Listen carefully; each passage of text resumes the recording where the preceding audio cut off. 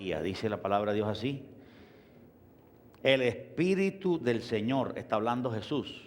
Jesús está hablando aquí en Lucas 4:18, dice, el Espíritu del Señor está sobre mí, por cuanto me ha ungido para dar buenas noticias a los pobres en espíritu. Me ha enviado a sanar a los quebrantados de corazón, a pregonar libertad a los cautivos y vista a los ciegos, a poner en libertad a los oprimidos. Jesús usa 2 veces aquí la palabra libertad. La liberación es muy importante. Ese no es el tema de hoy. Pero vamos a tocarlo un poquito, que tiene que ver con la psicología. La psicología es el arma del siglo XIX y siglo XX para arreglar los problemas mentales y psicológicos del hombre. Si una persona tiene paz y alegría, es absurdo que visite el psicólogo comúnmente. Más que todo, es una pseudociencia la psicología. Y usted se preguntará por qué nosotros, como creyentes, no nos gusta esa carrera profesional. Es indudable que hay carreras profesionales dignas de elogio y que cumplen una función maravillosa. El hombre que inventó la bombilla eléctrica, no podemos despreciar lo que la ciencia nos regala. Y yo creo de todo corazón que todo lo que la ciencia verdadera nos regala es de Dios. Porque Dios lo puso ahí. Dios fue el que puso las cascadas, el salto de agua, para que el hombre se diera cuenta que eso produce energía. Pero la energía ya Dios la inventó antes de eso. Todo lo que el hombre descubre en la ciencia es Dios manifestado a los hombres. La ciencia no es algo diabólico.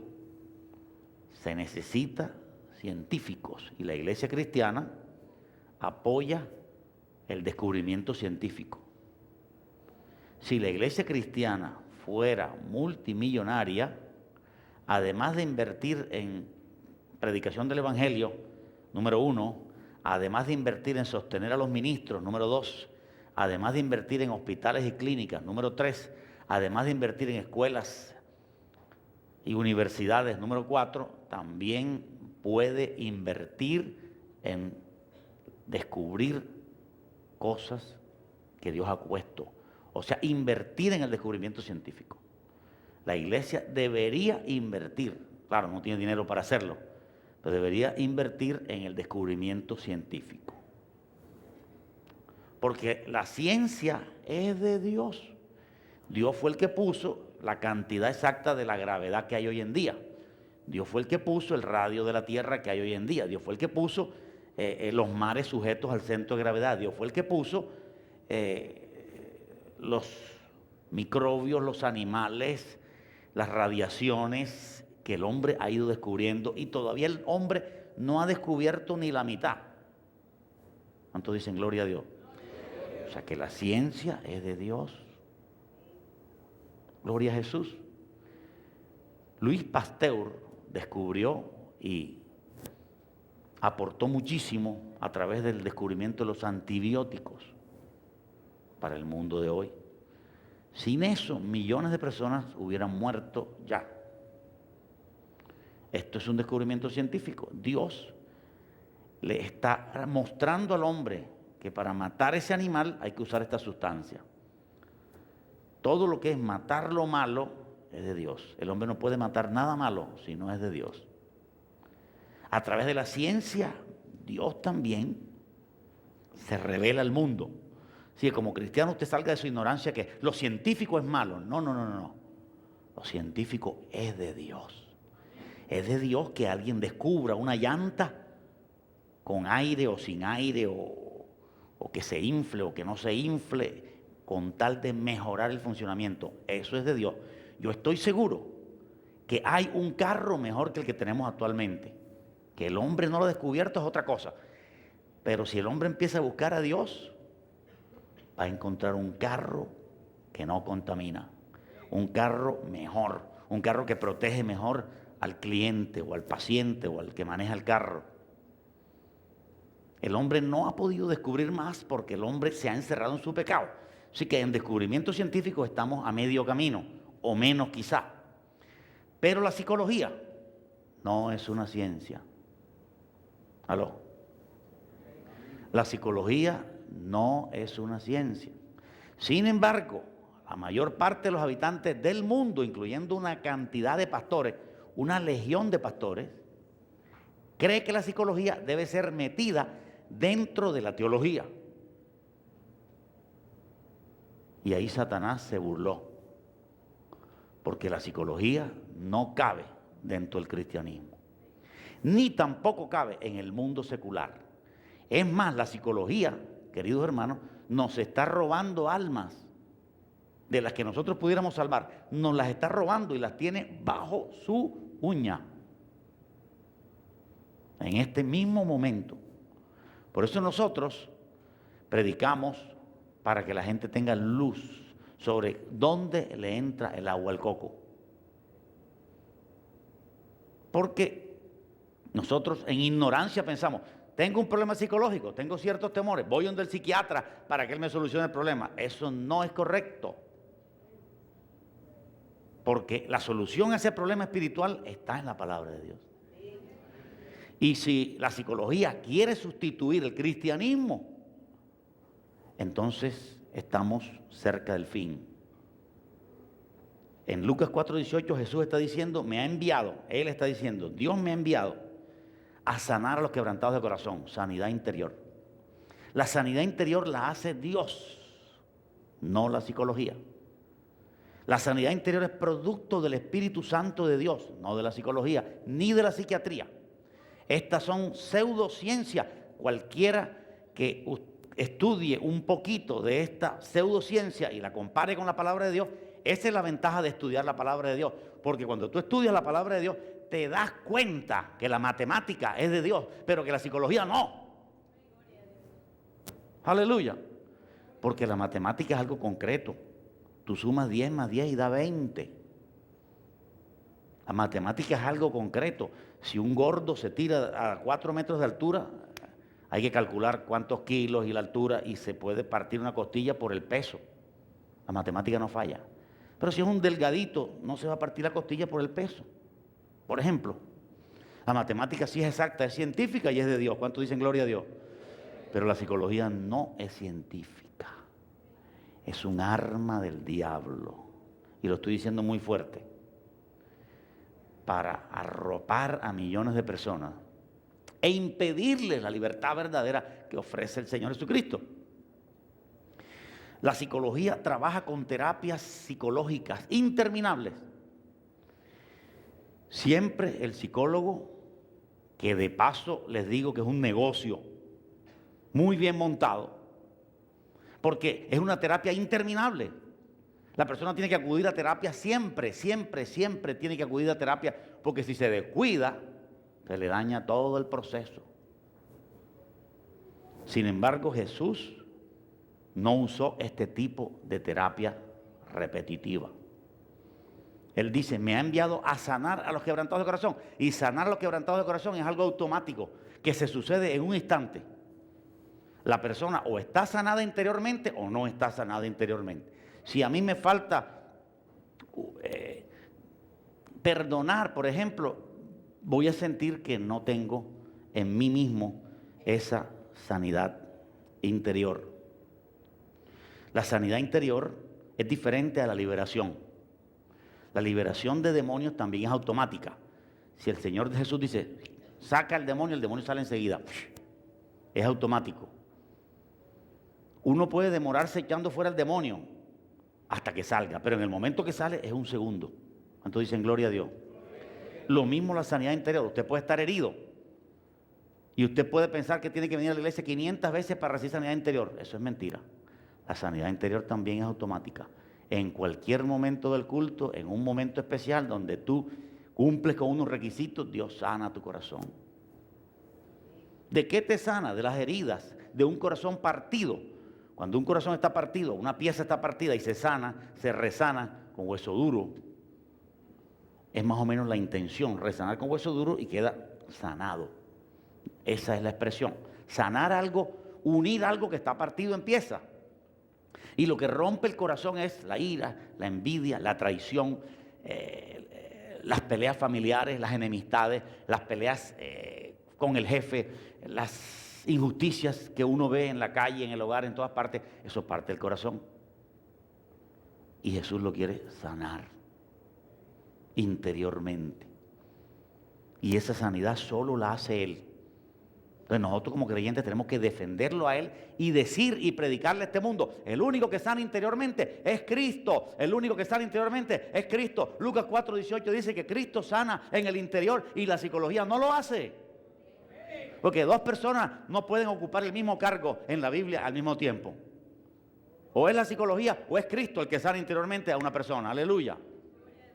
La psicología mira el asunto como no pecaminoso. A pesar de que la palabra psicología significa el estudio del alma, ellos no creen en cosas espirituales. Y algunos de ustedes estarán pensando: pero si el psicólogo es cristiano. El psicólogo cristiano no necesita las herramientas de la psicología para tener más poder. Él las herramientas que necesita son las de la palabra de Dios. Porque la psicología apareció en el siglo XIX. Es que con un poquito de lógica usted entiende que la psicología es una trampa mortal de Satanás, porque apareció en el siglo XIX. ¿Por qué no apareció en el siglo I? Y en el siglo I tenemos hombres brillantes como Pablo, como Pedro, como Mateo, como Marcos, Lucas, Juan, etcétera, etcétera. Hombres brillantes que llegaron al conocimiento de Dios y a la gloria de Dios, cumpliendo todo lo que Dios dijo. Y no necesitaron de la psicología para servir a Dios con éxito. ¿Cuántos dan gloria a Dios? Jesús no hubiera sido tan bruto para dejarlos a ellos sin la psicología, si la psicología fuera tan efectiva como se dice. Jesús les hubiera enseñado la psicología. Prepárense, capacítense, y hubiera dejado un psicólogo. Pero la psicología apareció en el siglo XIX y este libro fue cerrado en el año 100 después de Cristo. La última carta es del año 100. Es bastante antigua. La última carta es del año 100. Y este libro está cerrado, y yo creo que está cerrado. Nada más se necesita. No hay que adicionarle un texto de psicología para que tenga más poder. Tiene suficiente poder. Tiene todo el poder para libertar al cautivo. ¿Qué debo hacer yo para recibir sanidad interior? Debo hacer muchas cosas, pero algunas de ellas son las siguientes. Primero, ríndete a Jesús. Si tú tienes tu alma herida, si las emociones te las han golpeado, ¿y quién dice que no? Si has sufrido decepciones amorosas, sentimentales, en el trabajo, tienes el corazón necesitado de sanidad interior. Ríndete a Jesús. Cuando usted tiene un problema alrededor suyo, usted se rinde a Jesús, te comienza el proceso de sanidad interior. Porque Jesús es el único que sana. Es más, millones de cristianos que se entregaron al Señor Jesús, aunque no dijeron: Señor, sáname interiormente, Dios los sanó interiormente. ¿No me está entendiendo? No es necesario decirle: Señor, sáname interiormente, para que Él te sane interiormente. Lo que hay que hacer es rendirse a Jesús. Cuando usted se rinde a Jesús, recibe una sanidad interior. Gloria a Dios. Así que hay que rendirse a Jesús, porque a veces uno se rinde a la religión, o se rinde a otros pensamientos, o se rinde a sus ideas. Hay que rendirse a Jesús, hay que decirse: Señor, me rindo a ti, estoy listo a hacer lo que tú quieras. Eso es rendirse a Jesús. ¿Cuántos son capaces o cuántos de ustedes le han podido decir eso a Jesús? Señor, estoy dispuesto a hacer lo que tú quieras. Eso es rendirse a Jesús. Porque si están mirando a la iglesia como algo allá con temor y algo por allá lejos, y no, yo alabo a Dios con una mano, Dios está esperando que te rindas a Él. Cuando alguien saca un revólver para matarte, tú te rindes, me rindo. Así también es con el Señor. Hay que rendirse a Jesús. Es una buena forma de que Jesús sane el alma. No importa cuántos resentimientos tenga, confusión o lo que sea, Él sana interiormente tu alma. Número 2, se consigue sanidad interna también a través de perdonar. Es automático. Si el cristiano recibe un resentimiento y no perdona, otra vez el alma necesita sanidad interior. Y esto pasa muchas veces en la iglesia. Muchas veces nos pasa a nosotros que andando en el camino del Señor recibimos resentimiento, recibimos dificultades, problemas o lo que sea, y otra vez el corazón necesita sanidad interior nuevamente, la cual sucede automáticamente cuando otra vez yo le digo: Jesús, perdono, yo perdono. Hay que perdonar. Lo más triste para nosotros como creyentes es creer que perdoné y no ha perdonado. La mayoría de la iglesia tiene personas que no han perdonado. Tenemos que aprender a perdonar. No, que yo perdono y no olvido. Ahí no hay sanidad interior. Tiene que perdonar y olvidar. Y no recordar más eso. Eso es perdonar. Perdonar no es borrar y tener en cuenta. Es olvidarse completamente. El acto de perdonar sana interiormente. Dese usted cuenta que para Dios sanarlo a uno, se necesitan actos de nuestra propia voluntad. Aleluya. Se necesitan actos de nuestra propia voluntad. Yo necesito perdonar para que Dios me pueda sanar interiormente. Es algo automático. Yo con el simple hecho de perdonar, ya Dios me está sanando interiormente. Gloria a Dios. Si alguien me hirió, me ofendió, y usted en oración logra por fin perdonar a esa persona, usted recibió sanidad interior. ¿Cuántos han sentido el perdón? Levante su mano. Qué importante es perdonar para obtener sanidad interior. A eso hay que darle toda la importancia requerida. Hay personas que no quieren perdonar a su papá porque los abandonó cuando estaban chiquitos y es una herida muy grande, y además que los abandonó, violó a la niña y qué sé yo, y la niña se levanta con un trauma tremendo y no lo puede perdonar. 15, 20 años después no lo puede perdonar. Entonces la mamá se convierte a Cristo y la lleva al psicólogo. Porque es un problema muy grande, se siente afectada. Lo que tiene que hacer esa niña es perdonar. Y es lo que nosotros tenemos que predicar. Ella cuando perdone va a recibir sanidad interior, aleluya. Entonces cogemos y decimos: no, ella es una enferma, ella es una adicta a la falta de perdón, ella tiene muchas consecuencias del pasado, y todo parece indicar que ella no pudiera perdonar o que ya perdonó aparentemente. Hay que perdonar de verdad. En el perdón, queridos hermanos, uno se humilla delante de Dios y a veces delante de la persona. Si la persona ya murió o está lejos, tienes que humillarte delante de Dios y decirle: Señor, yo perdono a Juan Pérez, aún sabiendo que Juan Pérez me hirió, aún sabiendo que Juan Pérez me robó, aún sabiendo que Juan Pérez hizo cosas que hieren a cualquiera. Yo tenía ganas de pegarle y pegarle. ¿Y a cuántas personas tú hoy tienes ganas de pegarle y pegarle? Yo me pregunto: ¿a cuál persona tú quisieras coger por la cabeza y darle así contra la pared? Porque te hirió, te dañó, te ofendió. Seguro que tienes una persona ahí. Tienes que sacar eso de tu corazón. Tienes que aprender a perdonar. Gloria a Dios. ¿Cuántos dicen gloria a Dios? El perdón produce sanidad interior. Cuando nosotros no perdonamos a los hombres, Dios no nos perdona a nosotros.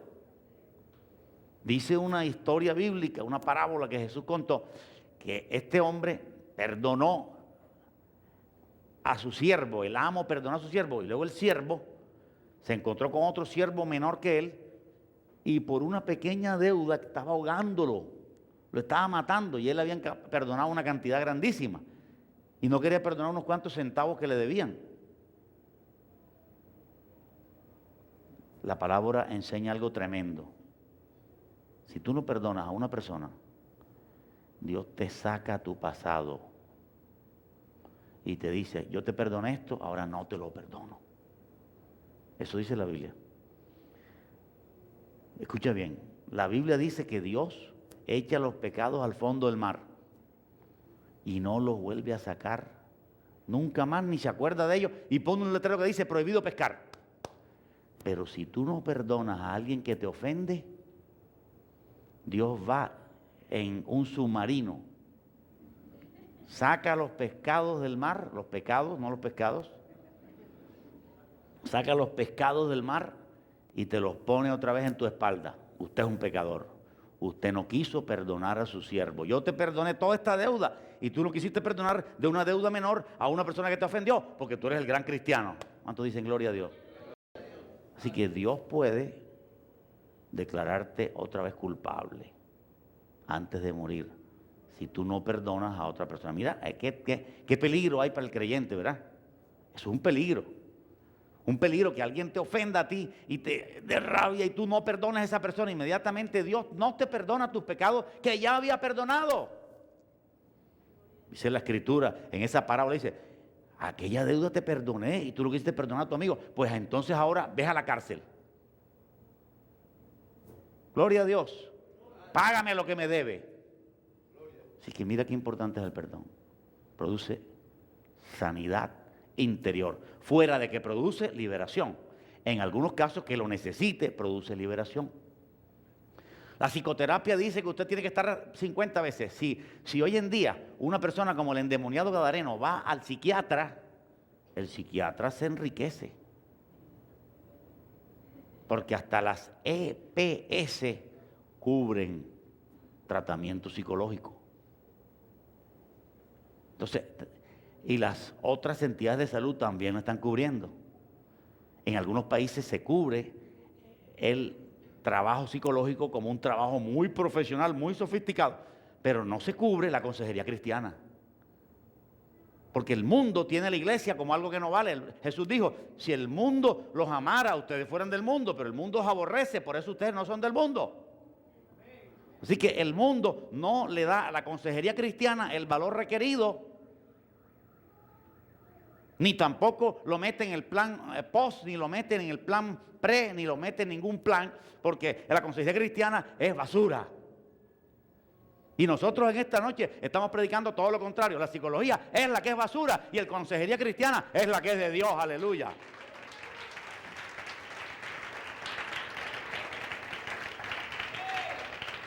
Ya estamos cansados de pastores hipócritas que tienen la psicología en una mano y la religión en otra. Alguien tiene que levantarse y decir que la psicología no es de Dios, ni ha hecho nada bueno por el creyente, ni ha hecho nada bueno por el secular. No ha tenido soluciones para el mundo de hoy. No es la solución. Yo lo sé porque la Biblia lo dice. La Biblia nunca habla de psicología. La Biblia nunca habla de esos conceptos de palabras bonitas con que nos quieren meter mono. Son simplemente palabras bonitas, como autoexaltación, depresión circundante, el autoyo, los reflejos contemporáneos compartidos a la inversa, los hábitos sexuales de ultraderecha, una lexicología que cualquier bobo dice amén. El léxico que utiliza la Biblia es suficiente.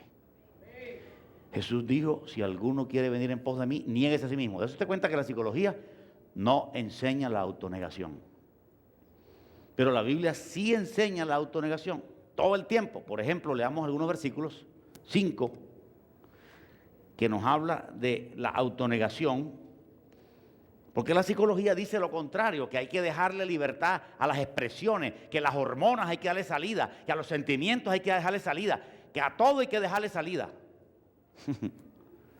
Cuando la Biblia no dice eso. La Biblia dice en Filipenses 2, no vamos a leer todo el capítulo, pero lo que están anotando, nos habla todo el capítulo de autonegación. ¿Quién fue el primero que se autonegó? Cristo. Cristo no podía enseñarnos, tómese su cruz y niéguese, si Él no lo hacía. Jesús hizo eso.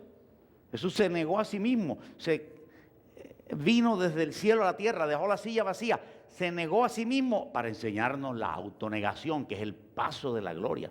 Ahora, usted se preguntará, ¿por qué la autonegación es de Dios? Dios no es un Dios bueno. ¿Por qué ese trabajo de autonegación? ¿Por qué? Porque Adán y Eva cayeron en pecado. Por eso, porque Adán y Eva cayeron en pecado y la carne se empezó a glorificar y a centrar. Entonces ahora tenemos que ir en contravía del error de Adán. Y la contravía del error de Adán es darle muerte a los deseos carnales. Entonces ahí dice en Filipenses 2, autonegación. Mateo 16, 24, rápidamente. Yo se lo leo si no lo encuentra. Dice, Jesús dijo a sus discípulos, si alguno quiere venir en pos de mí, niéguese a sí mismo, tome su cruz y sígame. El psicólogo o la psicoanálisis no toman esta actitud, sino siempre la actitud es que el paciente tiene la razón. Siempre la actitud es que el paciente es el que merece el tratamiento. Siempre la actitud es que el paciente es el que hay que darle todo lo que él se merezca para buscarle solución. Y así no encuentran solución. Va a encontrar solución cuando el paciente aplique los principios bíblicos. No, hermano, pero ese psicólogo tiene principios bíblicos. Si ese psicólogo está usando los principios bíblicos, entonces ¿para qué usa la psicología? Que use los principios bíblicos y ponga, me retiré de la psicología. Ese es como un brujo que quiere usar la brujería también para buscar alguna solución en un cristiano. Como Saúl, que fue donde la divina de Endor, siendo un creyente de Dios, quiso ir donde la divina de Endor para que le completara el problema. Aleluya. Otra cosa que enseña la Biblia de autonegación, Lucas 18, 29. Es que el mundo de hoy se guía por sus sentimientos. Si mi sentimiento es acostarme con una mujer, lo hago. Si mi sentimiento es un sentimiento sexual hacia un animal, lo hago. Porque fluye de mí. Pero Jesús dijo, niégate a ti mismo, no hagas lo que tu carne te pida. Aleluya.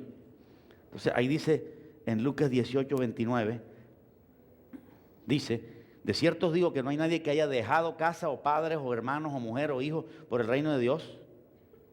Negación. Está hablando de negación, está hablando de dejar cosas. El cristianismo es dejar cosas. Si usted no quiere ese tipo de cristianismo, busque una iglesia que le predique otra cosa. Pero aquí le estamos predicando absolutamente la verdad. Hay que dejar cosas, inclusive ahí dice, si es necesario, hay que dejar la casa, los hermanos, etcétera, etcétera. Es un sistema de negación. Ah, que no me gusta. Vete al infierno. Pues que ahí es donde vas a ir. Si tú no quieres aceptar el sistema de negación. Yo quiero el sistema de fluidez. Lo que yo sienta hacer lo hago. Lo que yo desee lo hago. Si me quiero meter un pepazo me lo meto. Si quiero estar con una muchacha, estoy con ella. Y si me gusta un hombre, también lo beso. Lo que se me venga, lo que fluya.